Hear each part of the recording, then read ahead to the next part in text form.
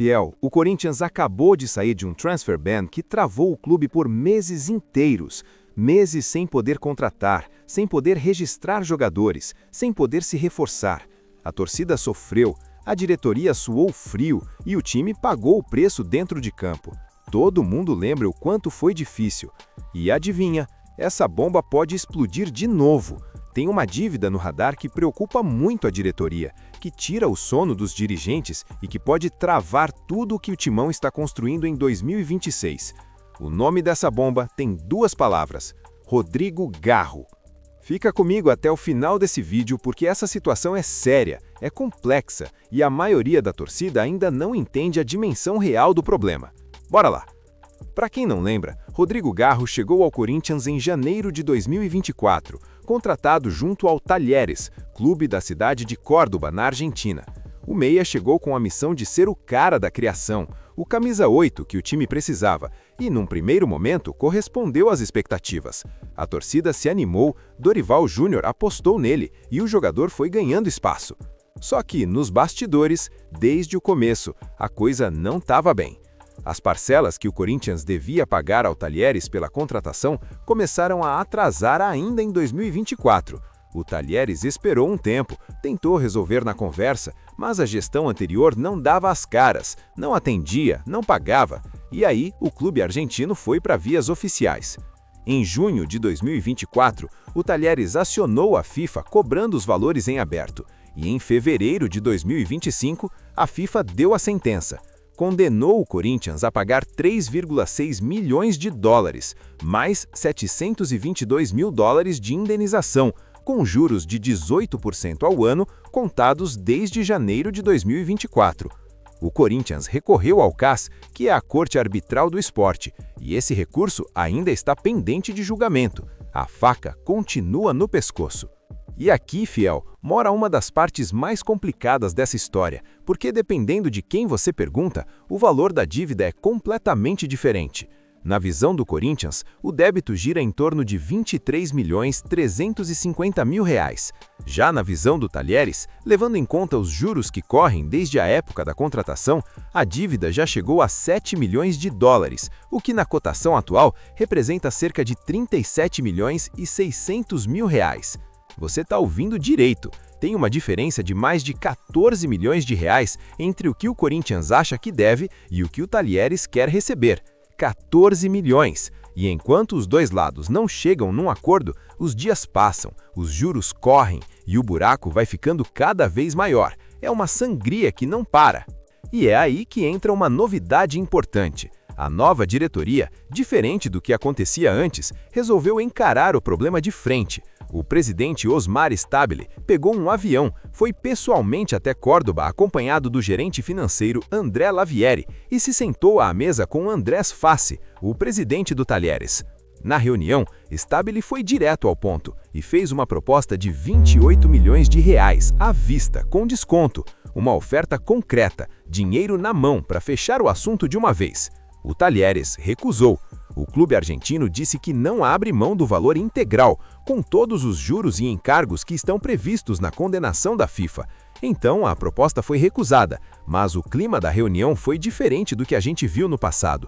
O presidente do Talleres reconheceu a boa vontade da nova gestão e disse publicamente que o Corinthians herdou uma situação muito complexa, com muita dívida, e que a solução não é fácil, mas que eles encararam a situação de frente e estão determinados a encontrar uma solução. E ele foi mais longe. Criticou diretamente a gestão anterior, dizendo que a diretoria passada não dava as caras havia 2 anos e meio. 2 anos e meio, Fiel. Imagine você ficar devendo para alguém e simplesmente sumir, não atender o telefone, não responder mensagem, não aparecer. Foi exatamente isso que aconteceu. Uma vergonha. Mas além do dinheiro, tem um risco ainda mais assustador rondando o Parque São Jorge. A preocupação real da diretoria é que essa pendência evolua para um novo transfer ban, e se isso acontecer, o Corinthians voltaria a ficar impedido de registrar jogadores.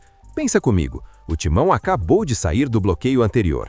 Desde que o transfer ban caiu, o clube contratou 6 jogadores: Gabriel Paulista, Angiliri, Pedro Milans, Alan, Matheus Pereira e Caio César. 6 reforços que vieram para qualificar o elenco e dar condição de brigar em 2026. Se um novo bloqueio vier, tudo isso pode ficar comprometido em novas competições.